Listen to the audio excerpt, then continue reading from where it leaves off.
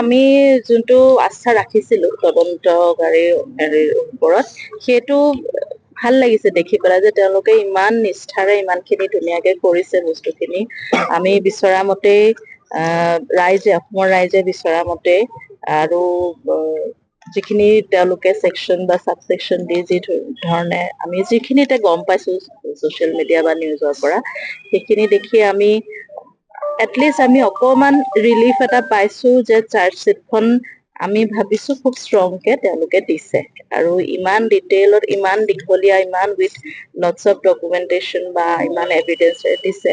চ' আমি সেইটো লৈ পেলাই আমি আৰু আশাবাদী যে ন্যায়টো খৰতকীয়া হ'ব আৰু আমি বিচৰা মতে ন্যায়টো প্ৰতিষ্ঠা হ'ব।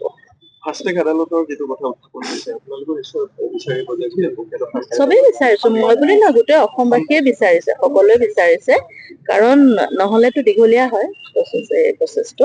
গতিকে এইটো খুব ভাল ষ্টেপ হ'ব যদি ফাষ্ট ট্ৰেকটো কৰে, খুবেই ভাল।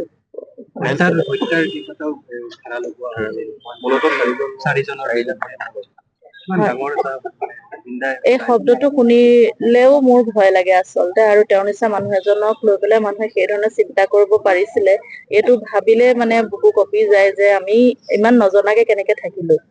এতিয়া যিহেতু তেওঁলোকে হয়তো কিবা এভিডেন্স পাইছে, যাৰ ওপৰত বেছ কৰি এনেকুৱা ধৰণে বস্তুখিনি আগবঢ়াইছে চাৰ্জশ্বিটটো, গতিকে আমি ভাবো যে তেওঁলোকে সেইমতে প্ৰতিষ্ঠাও কৰিব পাৰিব চাগে।